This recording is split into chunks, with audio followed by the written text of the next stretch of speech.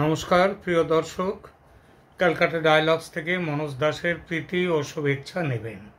প্রিয় দর্শক, কমাস আগেও যিনি বাংলাদেশের অন্তর্বর্তী সরকারের খুব বড় মুখ ছিলেন, বলতে গেলে আমাদের প্রধান উপদেষ্টা মোহাম্মদ ইউনূসের থেকেও বোধহয় বড় মুখ ছিলেন তিনি। সমন্বয়ক উপদেষ্টা, মানে ছাত্রদের মধ্যে থেকে যারা উপদেষ্টা হয়েছিলেন 3 জন, এবং তাছাড়াও অন্যদেরও গাইডিং ফোর্স বা পথ প্রদর্শক ছিলেন তিনি। সেই মানুষটি হলেন আইন উপদেষ্টা আসিফ নজরুল। এই আসিফ নজরুল কেন হঠাৎ গায়েব হয়ে গেলেন, এটাকে আপনি কখনো ভেবেছেন? সংবাদ শিরোনামে থাকার কথা ছেড়ে দিন, তিনি তো এখন সংবাদেই নেই।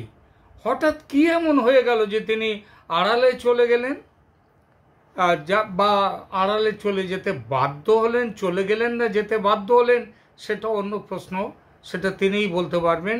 তিনি ছাড়া আরও 2 উপদেষ্টা যারা সরকারের উপদেষ্টা হিসেবে আলো করে রাখতেন সব সময় এই সরকারের অন্দরমহল ও বাইরের মহল দুটোকেই, তারাও দেখা যাচ্ছে কিছুদিন ধরে যেন একেবারে গায়েব। কারণ ছাড়া কাজ হয় না, সুতরাং এখানে অবশ্যই কারণ কিছু আছে। তবে এই প্রসঙ্গে একটা জিনিস খেয়াল করতে হয়, সেটা হলো এরা সরকারি কাজ করছেন কি না বর্তমানে সেটা বোঝাই যাচ্ছে না। আগের মতো দপ্তরের কাজ করলে মিডিয়া ক্যামেরা বুম নিয়ে তাদের পেছনে ছুটতো, এতে কোনো সন্দেহ নেই।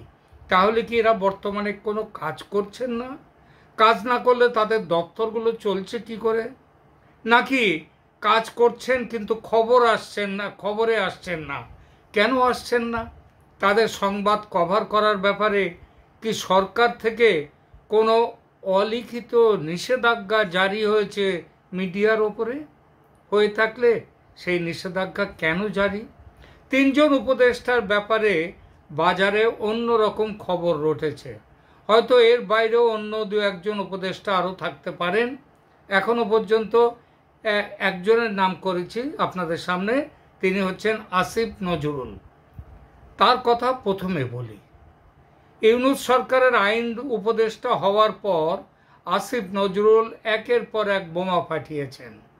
কখনো ভারতের বিরুদ্ধে জনমত উস্কে দিতে বলেছেন 36 লক্ষ ভারতীয় বাংলাদেশে চাকরি করছে এবং তাদের দেশে ফেরত পাঠালে এই চাকরিগুলো দেশের বেকার ছেলেমেয়েরা পাবে। কখনো আইন মন্ত্রকের দায়িত্ব নিয়ে একের পর এক সন্ত্রাসীর বিরুদ্ধে মামলা প্রত্যাহার করে জেল মুক্তির ব্যবস্থা করছেন এবং করেছেন। আর এসব করে মৌলবাদী সন্ত্রাসী গোষ্ঠীগুলোর তিনি চোখের মণি হয়ে উঠেছিলেন।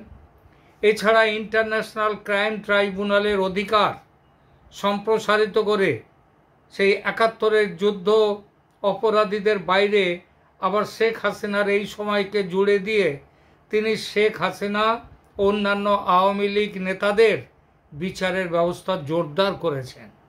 শেখ হাসিনার বিরুদ্ধে ইন্টারপোলে গিয়েছেন, রেড কর্নার নোটিশ জারি করিয়েছেন, তাকে চেয়ে ভারতের কাছে চাইছেন বারবার। এমনকি সুইজারল্যান্ডে ইন্টারন্যাশনাল কোর্ট অফ জাস্টিসে মামলার তদারকি করতে গিয়ে আওয়ামী লীগের সমর্থকদের হাতে হেনস্থার শিকার হয়েছেন। এত সব করার পরও তার বিরুদ্ধে ভয়ঙ্কর অভিযোগ উঠেছে সরকারের একেবারে ভেতর থেকে। সে অভিযোগটা কি? অভিযোগ হলো তিনি ভারতীয় গোয়েন্দা সংস্থা RAW বা রিসার্চ অ্যান্ড অ্যানালিসিস উইং তার চর এবং ষড়যন্ত্র করে অন্তর্বর্তী সরকারের পতন ঘটিয়ে শেখ হাসিনার সরকারকে পুনরায় ক্ষমতাসীন করার চক্রান্তে তিনি জড়িত। এই অভিযোগ উঠেছে তার বিরুদ্ধে। হাসিনার বিরুদ্ধে ব্যবস্থা নেওয়াটা, এই অভিযোগ উঠেছে যে হাসিনার বিরুদ্ধে তিনি যে ব্যবস্থা নেয়ার ভাব দেখাচ্ছেন, এটা আসলে মানুষের চোখে ধুলো দেয়া, যেন অনেক কিছু করছেন এমন একটা ভাব। এবং সন্ত্রাসীদের জেল থেকে মুক্ত করে তিনি কি করছেন? আসলে এই সরকারের ভাবমূর্তিটাকে খারাপ করে দিচ্ছেন, যাতে মানুষ এই সরকারের বিরুদ্ধে আর একটা বড় হাতিয়ার পায়। কিন্তু সবচেয়ে ভয়ঙ্কর আরোপ এই যে ইউনূস সরকারের পতন ঘটাতে তিনি সেনাবাহিনীর কিছু বড় অফিসারদের সঙ্গে নিয়ে চক্রান্ত করছেন। কে কে করছেন চক্রান্ত? আসিফ নজরুল, তার বিরুদ্ধে ওঠা অভিযোগ। এইসব চলার মধ্যে আসিফ নজরুল তার ফেসবুক অ্যাকাউন্টে একটি পোস্ট শেয়ার করেছিলেন গত ডিসেম্বরে। সেই পোস্টে তিনি বলেছেন, দেশের মধ্যে পারস্পরিক হানাহানি ও আইন শৃঙ্খলার চূড়ান্ত অবনতি বিষয়ে তার নিজের আতঙ্কের কথা জানান তিনি।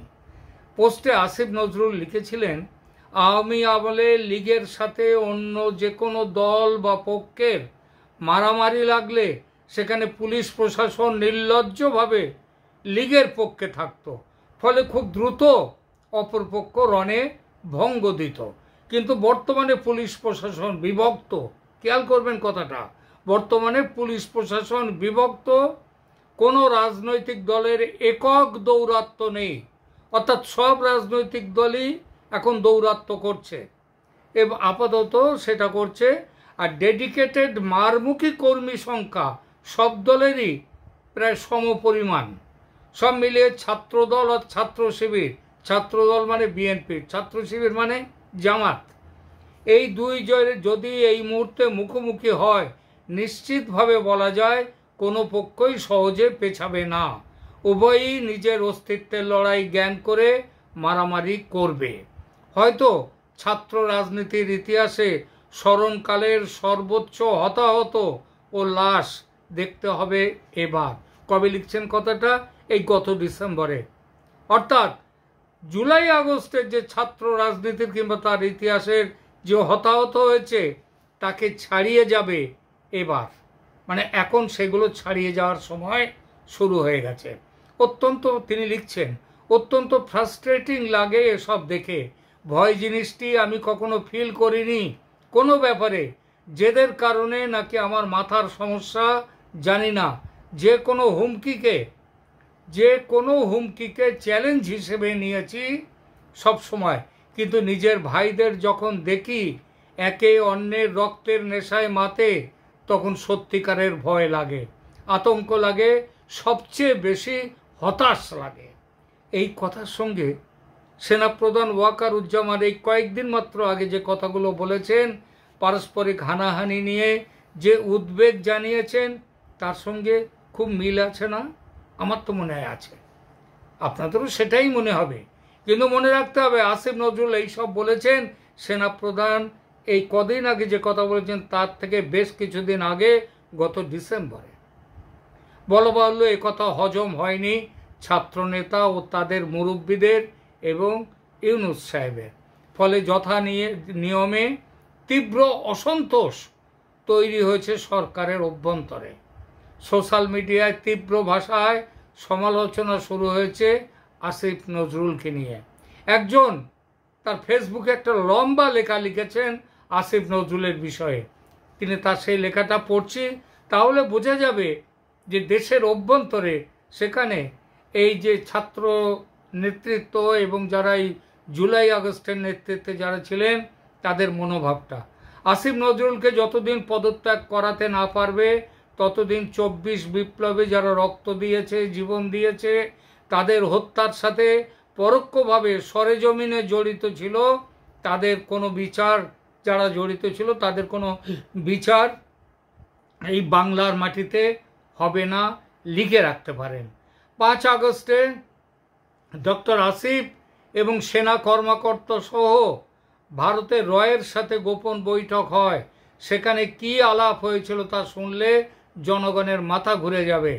সাংবাদিক ইলিয়াস হোসেনের একটা ভিডিও নতুন পোস্ট হয়েছে, দয়া করে ওই ভিডিওটি দেখে আসুন আর ভাবুন ডক্টর আসিফ নজরুল কি ভয়ঙ্কর ষড়যন্ত্রের সাথে জড়িত। শুধু ডক্টর মোহাম্মদ ইউনূস, মাহফুজ, নাহিদ, আসিফ মাহমুদ ব্যতীত বাকি সবগুলো উপদেষ্টা ভারত ও আওয়ামী লীগের মনোনীত, বাছাই করা। খেয়াল করবেন কথাটা, ওই ছাত্র উপদেষ্টা আর মোহাম্মদ ইউনূস এরা ছাড়া বাকি সবাই হচ্ছে ভারত এবং সব উপদেষ্টারাই ভারত এবং আওয়ামী লীগের মনোনীত বাছাই করা।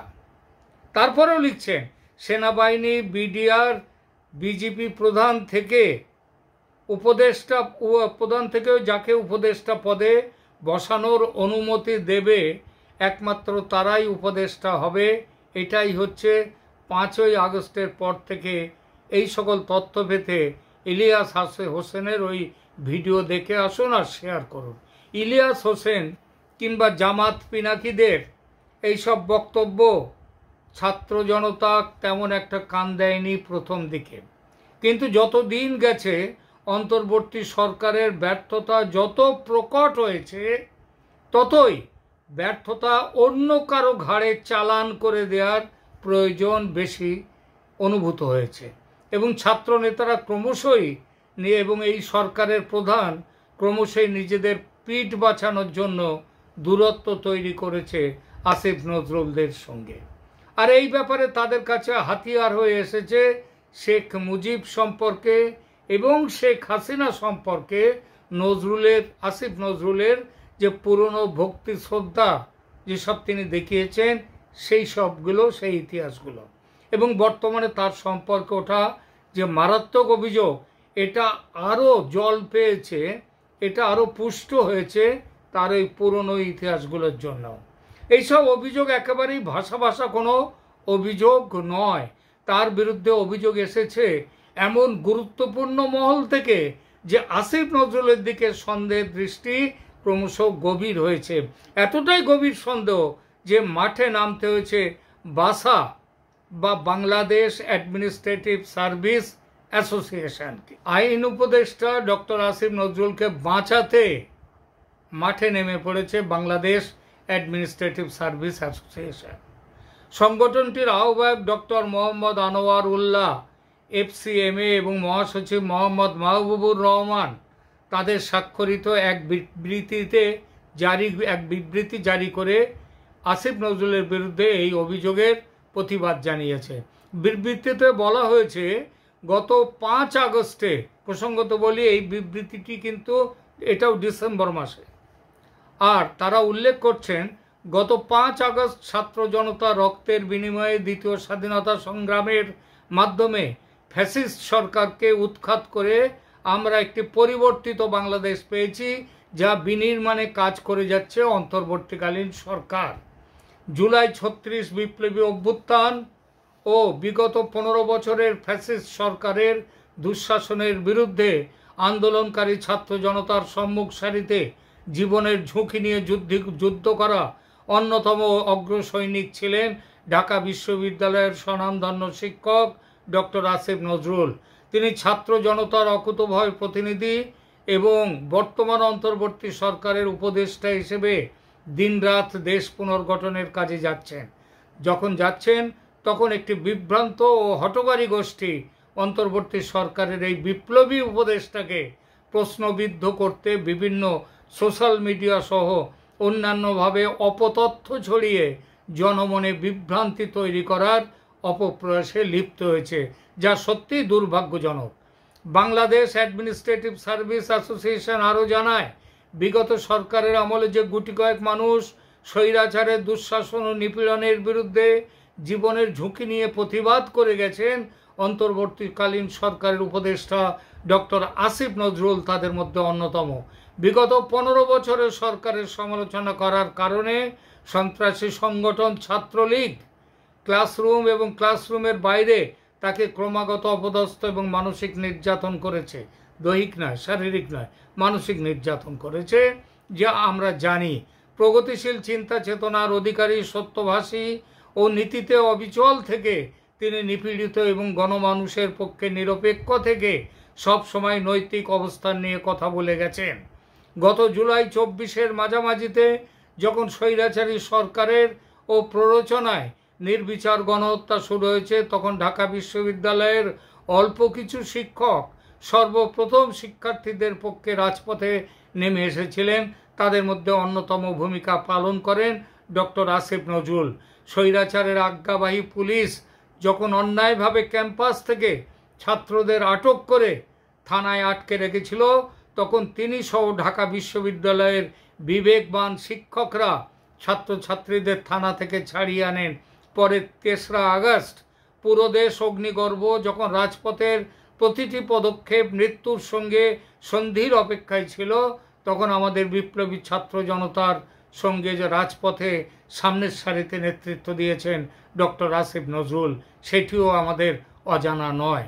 সংগঠনটি আরও জানিয়েছে যে কোনো তথ্য প্রমাণ ও নির্ভরযোগ্য সূত্র ছাড়াই ৩রা এবং ৪ঠা আগস্ট ডক্টর আসিফ নজরুলের ক্যান্টনমেন্টে যাওয়া, অবস্থান করা এবং প্রতিবেশী দেশের আজ্ঞাবাহীদের নিয়ে সরকার গঠনের চক্রান্ত করার যে অভিযোগ একটি মহল তুলেছে, তা সম্পূর্ণ উদ্দেশ্য প্রণোদিত এবং অন্তর্বর্তীকালীন সরকারকে বেকায়দায় ফেলার একটি চক্রান্ত বলে আমরা মনে করি।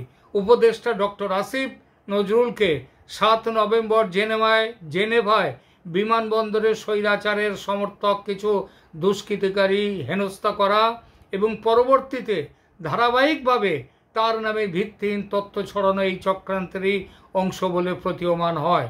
অন্তর্বর্তীকালীন সরকারের বিরুদ্ধে অপপ্রচার চালানোর উদ্দেশ্য হল সরকারের মনোবল ভেঙে দেয়া, জাতীয় ঐক্য বিনষ্ট করা ও পতিত ফ্যাসিস্ট সরকারের দুর্নীতি, অন্যায় ও নির্বিচার গণহত্যার বিচার বন্ধের চেষ্টা করা, আসিফ নজরুলের ভাবমূর্তি ক্ষুণ্ণ করা এবং অন্তর্বর্তী সরকারকে প্রশ্নবিদ্ধ করার অপপ্রয়াসের মাধ্যমে জনপ্রশাসনে বিরূপ প্রভাব তৈরি না করার জন্য বাংলাদেশ অ্যাডমিনিস্ট্রেটিভ সার্ভিস অ্যাসোসিয়েশনের পক্ষ থেকে তীব্র নিন্দা জ্ঞাপন সহ এমন অপপ্রচার থেকে বিরত থাকার জন্য সর্বমহলের প্রতি বিবৃতিতে আহ্বান জানানো হয়।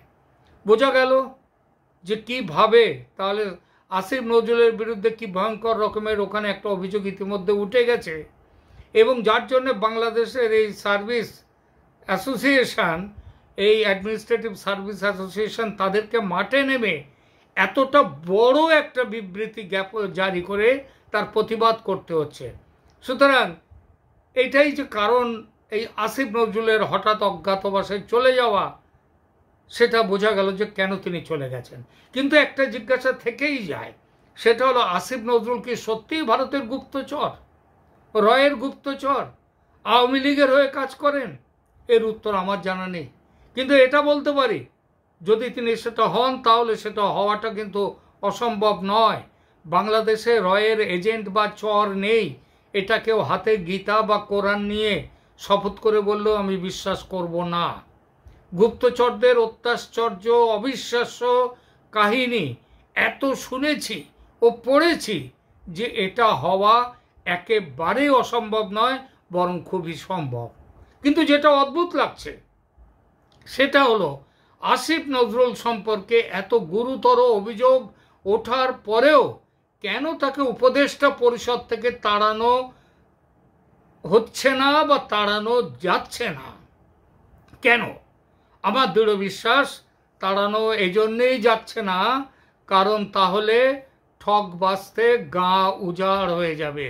ওই যে একটা জায়গায় বলেছে না একজন, যে এই ছাত্র উপদেষ্টারা আর মোহাম্মদ ইউনূস ছাড়া বাকি সবাই আওয়ামী লীগের লোক, বাকি সবাই ভারতের লোক, ওই যে একটা কথা বলেছে না, সেইটাই ভাবতে হবে। সেই জন্যই ঠক বাঁচতে যাতে গা উজাড় না হয়, হ্যাঁ, সে কিংবা লোম বাঁচতে যাতে পুরো কম্বলটাই না খালি হয়ে যায়, এটা হচ্ছে সেই এক চেষ্টা। তাহলে কি এটা বলা যায় অন্তর্বর্তী সরকারের প্রধান হচ্ছেন মোহাম্মদ ইউনূস, কিন্তু সরকারে বসে আছে যারা, তারা শেখ হাসিনার লোকজন, কেবল একটু ঘাপটি মেরে বসে আছে এখন। তাই যদি হয় তাহলে শেখ হাসিনার ফিরে আসা ও ক্ষমতা হাতে নেয়া পুরো অ্যাডমিনিস্ট্রেশন, পুরো মেশিনারি শেখ হাসিনার পক্ষে থাকবে। তিনি এলেই দেখা যাবে ক্ষমতায় বসে গেছেন, কোথাও কোনো প্রতিবাদ নেই, প্রতিরোধ নেই। আসিফ নজরুল ছাড়া আরও দুজন উপদেষ্টার নাম করিনি, কিন্তু তাদের কথা বলেছি শুরুতে। আজকে ভেবেছিলাম আসিফ নজরুল সম্পর্কে সাথে তাদের সম্পর্কেও কিছু বলবো, কিন্তু সময় এতটাই চলে গিয়েছে যে আজকে তাদের সম্পর্কে বলতে পারছি না। শুধু নাম দুটো জানিয়ে যাচ্ছি, একজন হচ্ছেন রিজওয়ানা হাসান এবং অন্যজন সাখাওয়াত হোসেন। এরা দুজনেই এই সরকারের উপদেষ্টা, আজ নয়। এদের সম্পর্কে কি অভিযোগ, তার মানে যুক্তি কি কোথায়, সেই অভিযোগের সেগুলো নিয়ে পরে একদিন আলোচনা করব। আপাতত আজকের মতো এখানেই রাখছি, এখনকার মতো। দেখা হবে পরের প্রতিবেদনে। ধন্যবাদ।